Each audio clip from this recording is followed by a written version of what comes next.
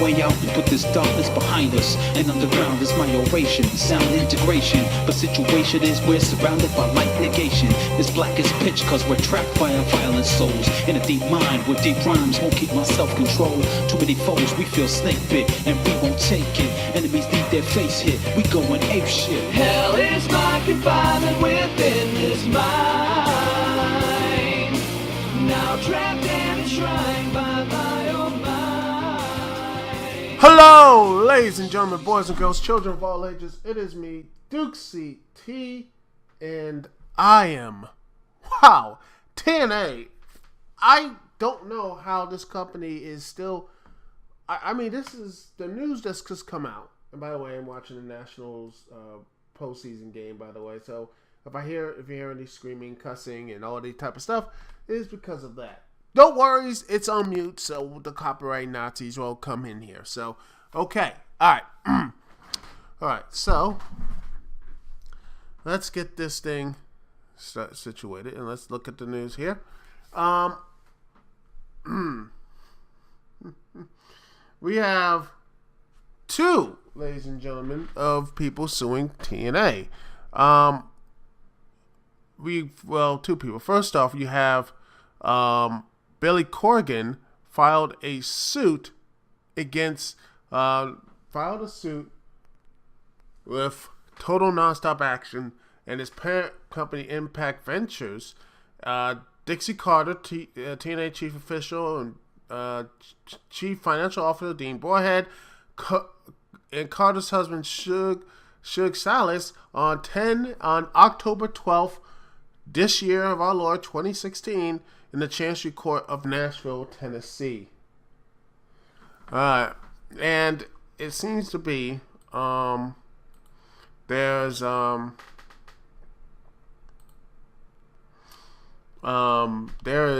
lot of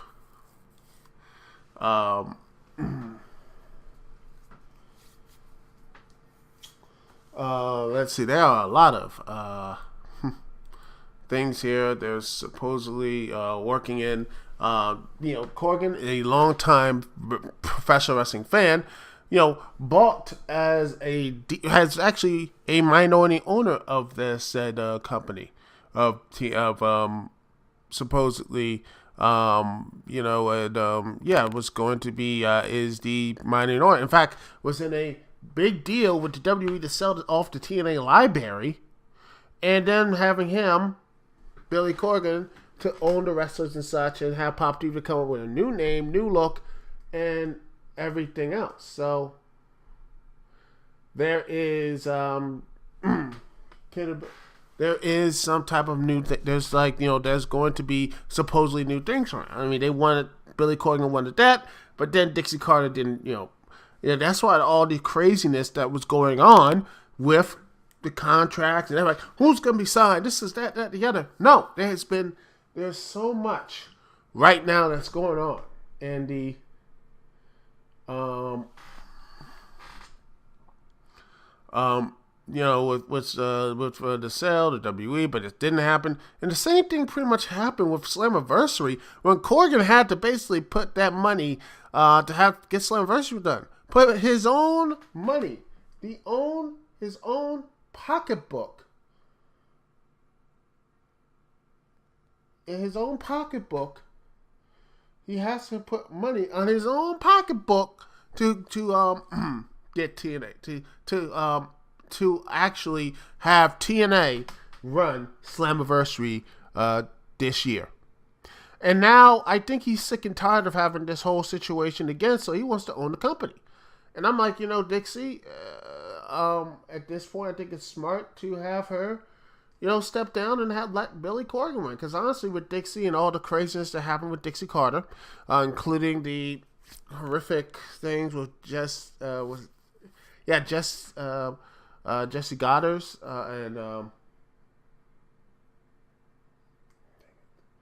and they picked off Bryce Harper, and now it's still 1-0 Nationals win, but you know how long that's going to. And let's see again, he caught him. Yeah, that's an out.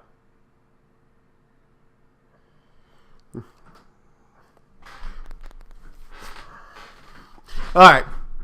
Let's see. Back to the point. Now I'm back to being 100% focused. Anyway, it looks like, well, when you look at all the stuff from PW Insider, hopefully you have your ad block up so you don't want to be completely destroyed by the ad. It pretty much says that, yeah, he, was negotiating. Yeah, he was going to, he would not be financing Bound for Glory or in the subsequent tapings. And he is, he did not, he didn't, but yeah, a mysterious other partner funded Bound for Glory in these tapings right now. And he says, it says, an interview with Busted Open, this is from PW Insider, Corgan said the funding, the pay-per-view, and tapings were part of the negotiations, and the question was, what are the people funding the show getting for their money? Corgan said that where it got complicated was that it was one thing to fund a company, but it's another to set the company up to be solvent and successful.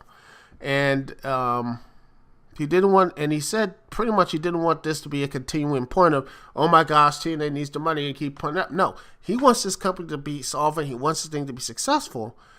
And now it wasn't Corgan who paid the money to get the officials up. It wasn't him.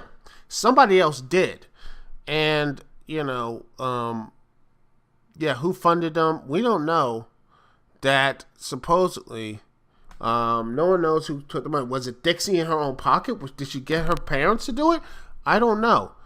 But supposedly, Dixie Carter on October 4th told the roster that the pay-per-view was never in danger of not taking place, but did admit the company had to do some scrambling in order for everything to fall into place.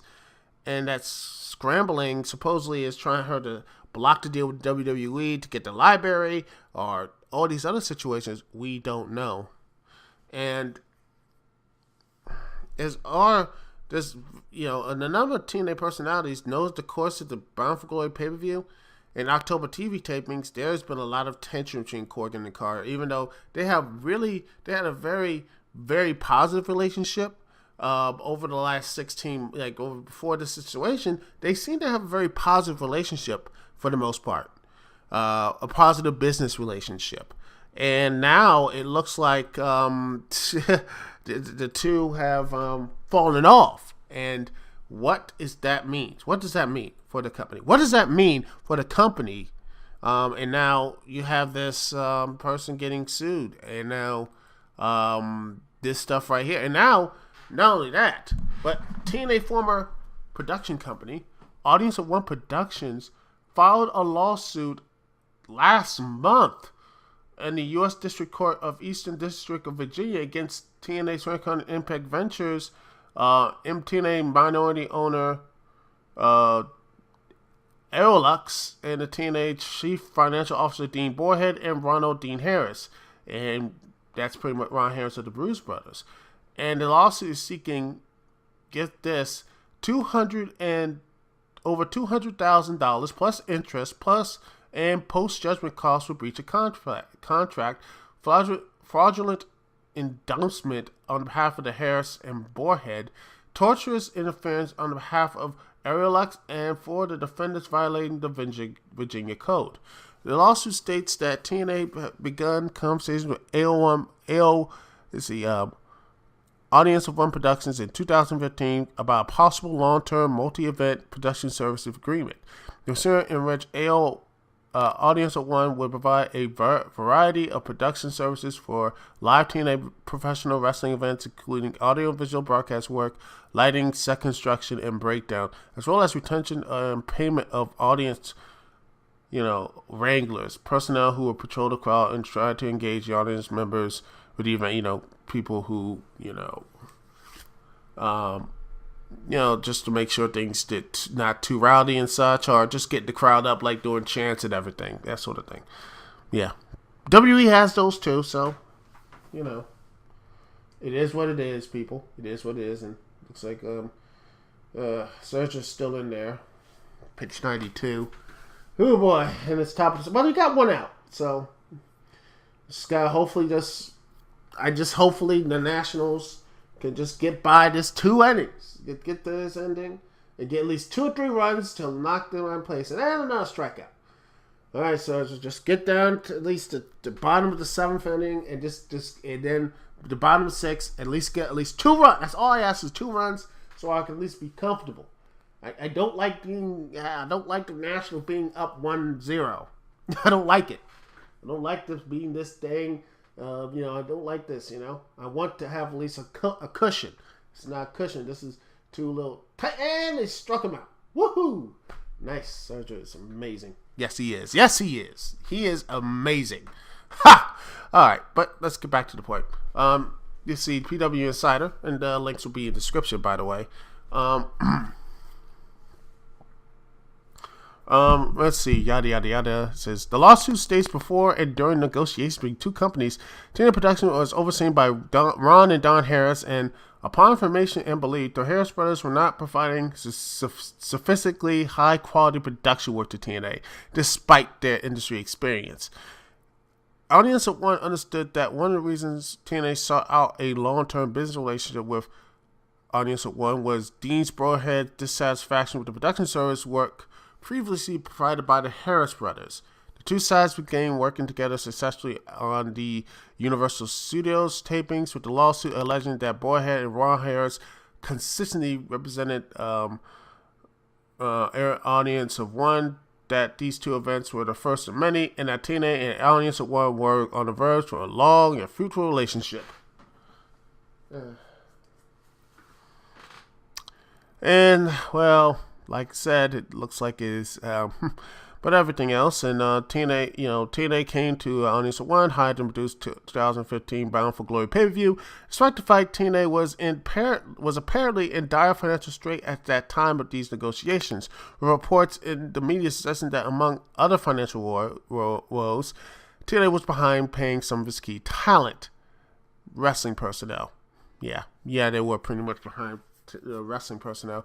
And they, after the show, Audience of One billed TNA for $223,000 for the services rendered in October. The following month, the lawsuit alleges that Broadhead, in the email to Audience of One, stated that TNA was working on finalizing a new TNA deal that will put the company in 80 million homes, and said, we're planning to go back to Universal Studios in 2016 and get back on the right track with our production. Please hang in there with us. An IOU, people. They gave them an IOU, and the Nationals has pretty much it's still 1-0, and Sergio just doing his thing like a boss. Like a boss. Nice Seth Rollins laughed. It's terrible. The Demon King. I'm sorry. That's terrible. Yeah. Unless you want me to do that. How was my Seth Rollins laugh, everyone? Maybe I do my Marlon Ronaldo. That was a horrible impersonation of Seth Rollins. Duke CT. It was terrible, horrible. Oh yeah, yeah, exactly. And Mamma Mia, my Marlon Ronaldo impression. Yeah. Comment below my impersonations, good, bad, or whatever. By the way, I still love Marlon. I still love Marlon Ronaldo. But anyway, so back when it looks like so Dean Barhead basically just gave let's see, where was it? Oh yeah, Audience of One and IOU, and so yeah, and then the lawsuit alleges that Audience of One sent a second invoice, including a 1.5% late fee in November, which led Ron Harris requesting an itemized invoice before Audience One could be paid. The communications included discussions on a new set design. Audience One alleges in their lawsuit that TNA was having discussions with other vendors at that time. In January 2016, Audience One reduced the amount TNA owed them to $29,000. None of the amount was removed, as Dean Barhead directly paid some of the independent contractors who had worked on Bound for Glory's production. So Audience One no longer needed to pay those contractors themselves. Yay. But yet it continues that Audience One alleges in a lawsuit that TNA made those payments directly to ensure that those contractors will continue to work for TNA and cut ties with Audience One. Ha! Dick move. And the lawsuit also alleges that Broadhead opened into discussion with Jeff Wade, the owner of Audience at One, regarding a payment plan to begin to reimburse Audience at One for money owed from the Bound for Glory event. Based on the agreement, the money will be paid in monthly installments starting in March 2016 and through August of 2016. And that TNA stated that they were on track to make those payments. And yet the lawsuit alleges, upon information and beliefs, TNA's financial troubles have become increasingly severe by this time. Yet here again, Broadhead would have been intimately familiar with those financial troubles. Failed to share any relevant information with Audience at One, for its part, continued to negotiate in good faith with TNA, and Broadhead over repayment for the Bound for Glory event. So, yeah, again, the IOU defense. Again, Broadhead with the, we're like, give us say we got an IOU, we're gonna pay you. Trust me, we got the installments, we're gonna hook you up. We're gonna do that. And that didn't happen. And it looks like it didn't. As his lawsuit claims that in March 2016, Aerolux provided some form of financing to TNA, which, upon information and belief, was sufficient to allow TNA to continue operations for the foreseeable future. This financing was secured with an line on all or nearly all of TNA's assets, including but not limited to all accounts receivable, as well as all fixtures, inventory, and equipment. Damn. Jeez. Holy desperation, Batman. Wow. The lawsuit also alleges that financing gave Aerolux, and by extension the Harris brothers, two of Aerolux's principals, considering incentive to oversee and coordinate TNA's financial affairs going forward. And on March 18, 2016, TNA was to wire the first payment, but 12 hours later, Broadhead told Audience at One that the company could not wire the money. The money was later received via FedEx. Oh God, this is wow. I mean, God, they couldn't even get like Western Union. I'm sure they could have found some Western Union or something, but they got to get the money via FedEx. FedEx. My gosh, this company, man. I want to root for them, but damn, they make it too hard. Oh my gosh. And it's even better. And information and belief, this failure to make a timely wire transfer to Audience at One resulted from intervention by Aerolux and or Ron Harris, who at this point had every incentive to disrupt and delay payments to Audience at One so that other creditors can be paid sooner. From that point on, TNA didn't respond to invoices regarding money owed to Audience at One, according to the lawsuit. And it says the claims as of, and it continues, as the lawsuit claims as of June 2016, Aerolux, through its true principals, the Harris brothers, was handling TNA's production efforts and advising its accounts payable, presumably because of the prior inflection of capital by Aerolux, which was reportedly keeping TNA afloat. And the suit that alleges Broadhead and Harris were responsible for dragging out payment with false promises of future work as a way to get Audience at One to agree to the repayment plan, which TNA did not maintain. Oh, jeez. Oh my God. How is this company still around? Seriously. Just, damn, I know I do enjoy some of the stuff there, but God damn, this company needs to die. I mean, die as in just someone just killed it.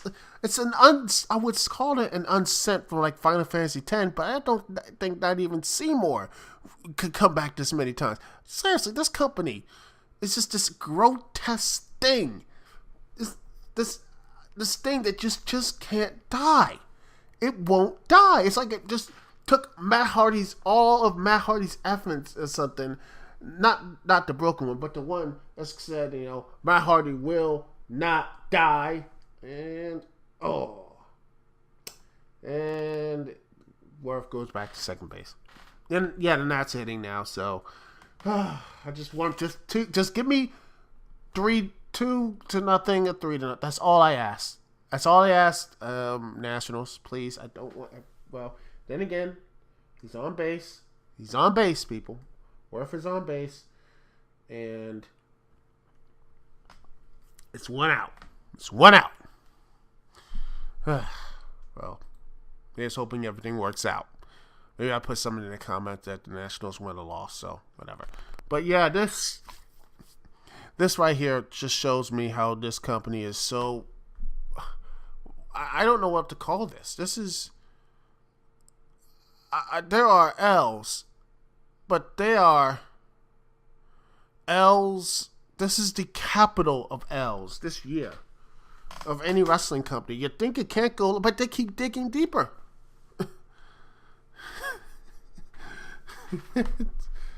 Oh my gosh. I just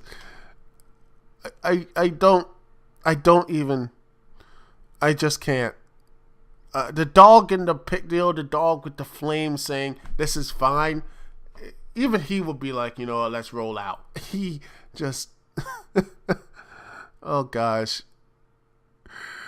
Oh Lord, this is just amazing. I don't know how this company continues I don't even know what. Oh gosh, Dixie at this point needs to go. There is no debate now. Dixie has to go. And if somehow by a miracle Billy Corgan gets it and somehow makes this company into a profitable company, not just a profitable company, but actually something good, which for the most part it seems that he is going to be doing, my thoughts and prayers to him, because it looks like they have a whole lot of mess to deal with, man. Dixie dug them the hole. I don't think anything can get them out. This story, I think it's time for them to close up shop. Just close up. And speaking of that, Nationals are 2 outs. Zimmerman on the plate. And got one. Let's see, got 1 strike. And let's see. Oh! Did he get hit? Nope. That's just 1-1. Alright. Well, at this point, I don't know. I just don't know anymore with this company. The mismanagement. Just the mismanagement of this company. Yeah. But hopefully things will get better. If not, well, like I said, there's always Lucha Underground. And speaking of that, I have a review of Lucha Underground episode 6 of season 3. We'll be right back after this, and let me get a new music for you. Woo! It looks like the Nationals are, well, it's all 3. Yeah, it looks like it's all of them are out. Well, looks like it's going to be this way. It's going to be a nail biter. Well, joy. But hey, that's what life is. But you know what? Let's get into some positive stuff. Let's talk let's play a little bit of, well, it's Halloween. How about play a little Sonic Adventure 2 Graveyard Theory by the Zone Runners? We're going to play a little bit of that here live on the Dukect Lounge. Thank you so much for joining me, Dukect. Right back right after this. Yo, we're the Zone Runners, and this time we're at Pumpkin Hill. You ain't ready. I ain't gonna let it get to me. I'm just gonna creep down in Pumpkin Hill. I got to find my lost piece. I know that it's here, I can sense it in my feet. The great emerald's power allows me to feel. I can't see a thing, but it's around somewhere. I'm gonna hold my head cause I have no fear. Probably seems crazy, a graveyard theory, but a ghost tried to approach me and got leery. Asked him the question and he vanished in a second. I'm walking through valleys, crying pumpkins in the alleys. It didn't seem happy, but they sure tried to get me. Had to back him up with the fist, metal crackling. I'm hearing someone saying use a chicken, don't be scared. It had to be the wind cause nobody wasn't there. I searched and I searched as I climbed up the wall, and then I started to fly, I went in deeper. Let it get to me, I'm just gonna creep down in Pumpkin Hill. I got to find my lost piece. I know that it's it, I can sense it in my feet. The great emerald's power allows me to feel. I can't see a thing, but it's around somewhere. Gonna hold my head cause I got nothing to fear. It probably seems crazy, brave the theory. A ghost tried to approach me and got leery. And we are back, ladies and gentlemen. Got to get my recording stuff out here. I'm recording on Audacity. Forgot to unpause that. Sorry. And, well, the Nationals just, I'm just pretty much, they screwed up. And now it's tied game. And I'm pretty much calling it right now. The Nationals are going to lose. And once again, DC Sports can never get over. But anyway. Well, let's see.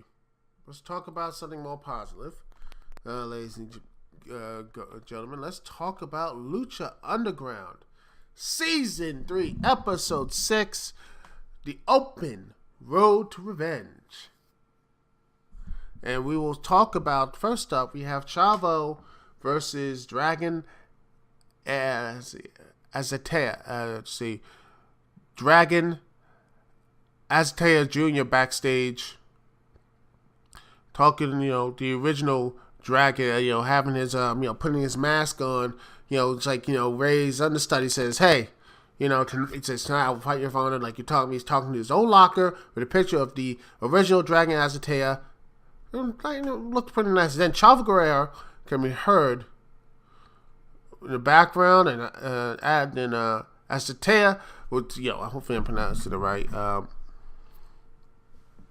Dragon Azteca says he won't fight tonight, and tells that tonight he will not fight at all, and he just basically murks him with the chair again and again and again. And he looks at it like, he says, you know what? He's like, his dad beat, his guy that kicked Isaiah's ass that night. And then as Chavo walked away, see Rey Mysterio just walk into the locker room.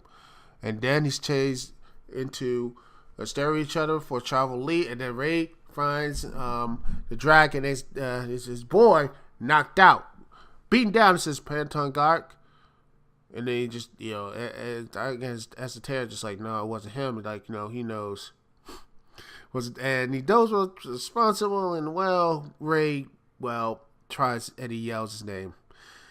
And I gotta say this, Ray is not a good actor. How many takes did that take? It's like we took 59 takes, and that was the best one. Yeah, like, the Sims, like, we took 13 takes, and that was the best one. Like, Ray, can you try to do it now, not sound like some, like a massacre, a small child who just lost his toy. Can you try and have a little more bass in your voice, right? Okay. Set up scene and action. Chavo!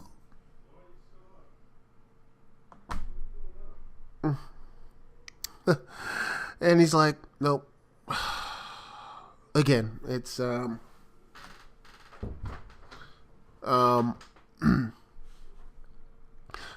like, oh, yeah. Yeah, it didn't work out so far. It's like, we'll have to take that in. But then we have the Temple, and you have Matt Straker and Vampire Pill, doing they're pretty much the announcers of the evening. And then you have a famous B in Dr. Ragnar Jr. with Nurse Brenda taking on Son of Havoc and Mascara Sangrada. And this was actually a pretty cool match. It was actually a nice opening. Of Havoc rides in a motorcycle with a mini sidecar, and Sagara is a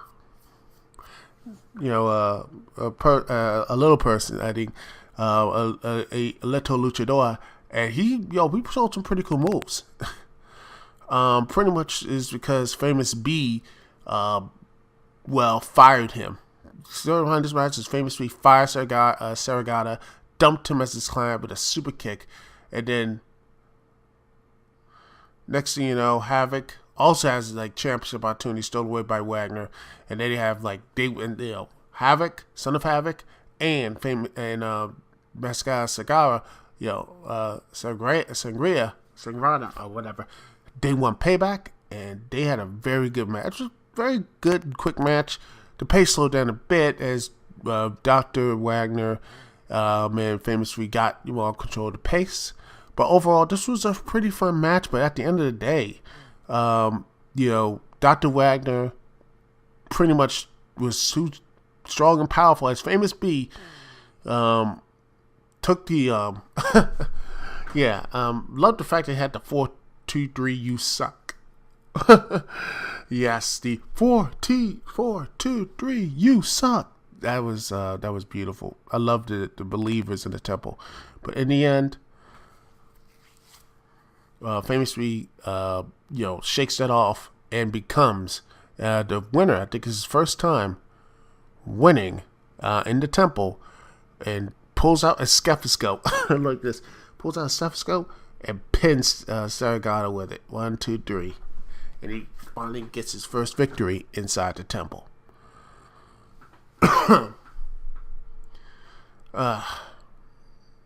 Next up, we have another White Rabbit vignette. It is saying, a voice is how long is forever. Sometimes forever is just a second. A shot of a white rabbit is shown. It says, TikTok, they'll be here soon. They're hyping this group up, the White Rabbits, so here's hoping there'd be something interesting with them.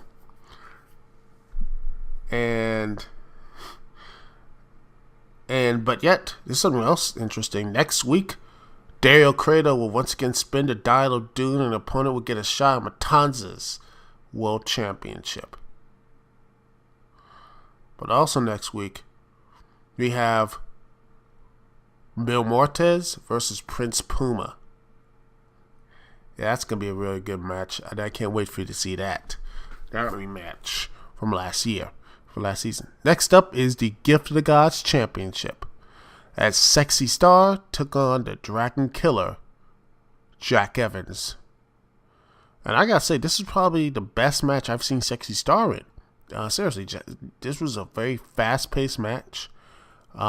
Very fast-paced, very high-energy type match. Sexy Star and Jack Evans have really chemistry with each other. The action was on point.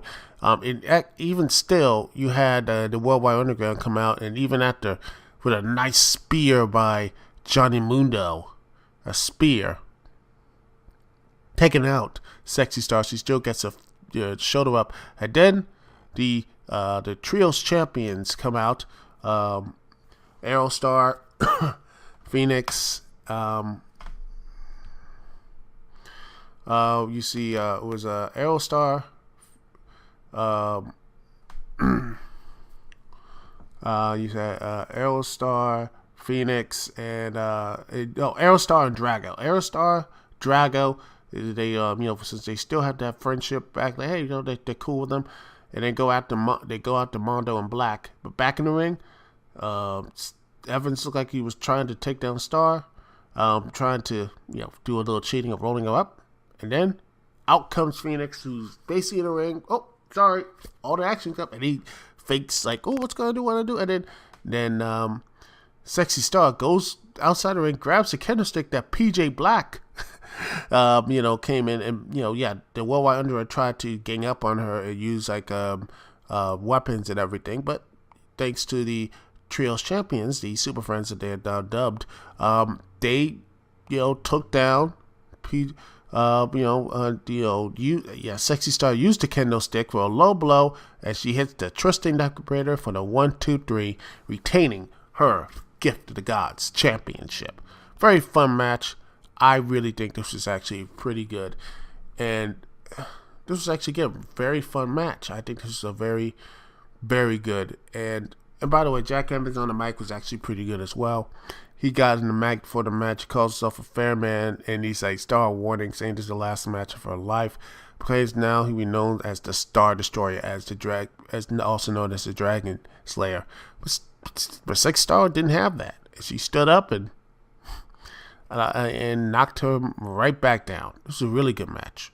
So, kudos to both Jack Evans and Sexy Star.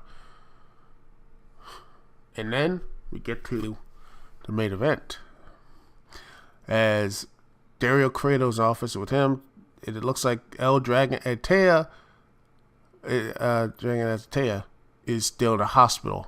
And it looks like he will not be in the temple for his match. It's like Chavo is going to get a new main event as he will be facing Pentagon Dark.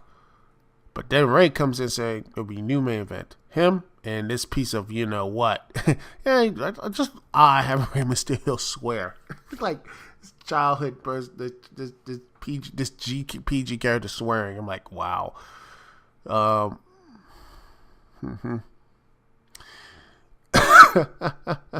Yeah, and then Charles was like, how dare you say that you put up and says he's gonna beat him.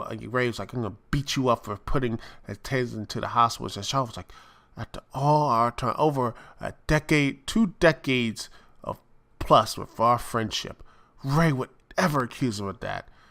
Then Chavo turns to be he's leaving, and then Ray just blocks him. There's a strike Chavo several times, and he's like, yeah, Ray, all right, after 25 years, man, I know your underhand tag. I know you, bruh.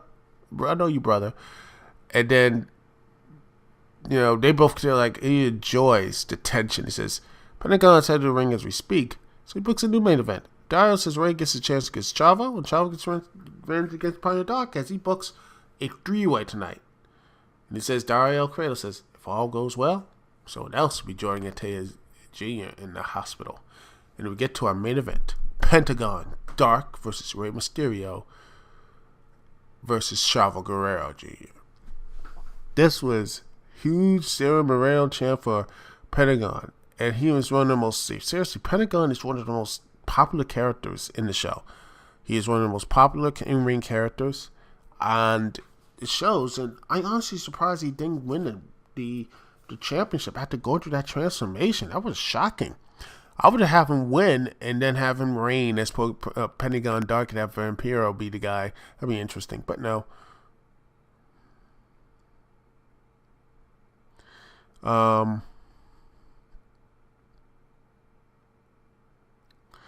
It says that Derek Credo comes out and says and she whispers, calls over Melissa Santos, the ring announcer, and says, here are the new opponents to the ring. It says it would both introduce both Chavo Guerrero and Rey Mysterio. And it's both men going after Pentagon Dark. Chavo basically gets beat down by Pentagon, and Ray gets his stuff as well. But honestly, this match was great. These 3 guys had great chemistry with each other.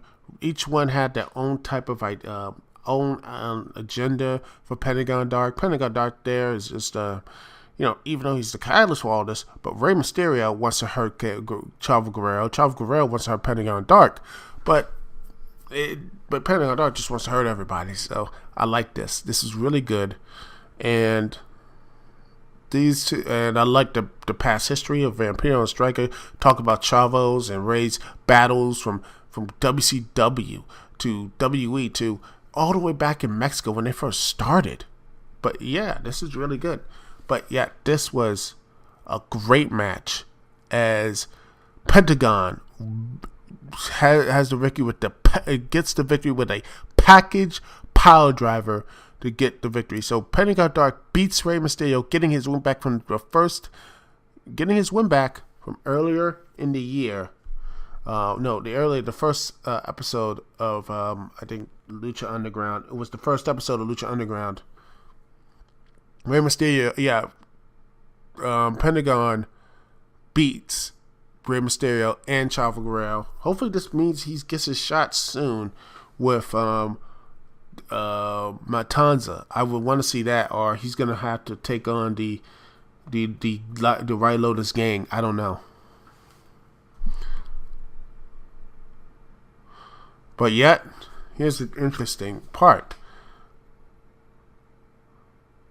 Pentagon guard goes to break Ray's arm, but Rey Mysterio counters out of it, and Ray knocks out Pentagon out of the ring.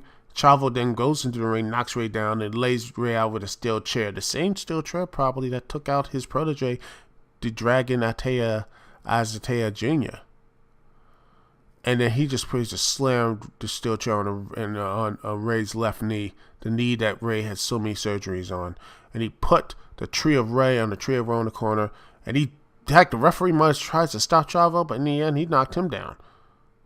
Strikes down the referee, and then runs to slam the chair onto Ray's knee again, and that pretty much looks like Ray's going to be in the hospital joining his protege.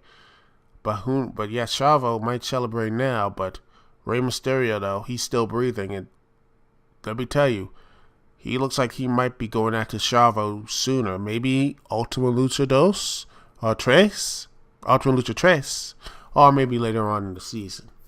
You never know with Lucha Underground. Anyway, I really highly recommend this show. It was great and fun. And quite honestly, Lucha Underground, I have not seen a bad episode yet. This was a great match, and I can't wait to see Mil Muertes versus Prince Puma, the rematch that has been waiting for an entire couple years now. So this is going to be really good. I can't wait to see that. Anyway, that's the show, ladies and gentlemen. Well, that's a beef for 50 minutes. I'll probably cut some of the stuff out and make it like nice and neat for y'all. But anyway, thanks again for listening. Thanks again for watching on the YouTube channel and such like that. Anyway, this is Dukect here. Peace, love. I'll see you when I see y'all. Later.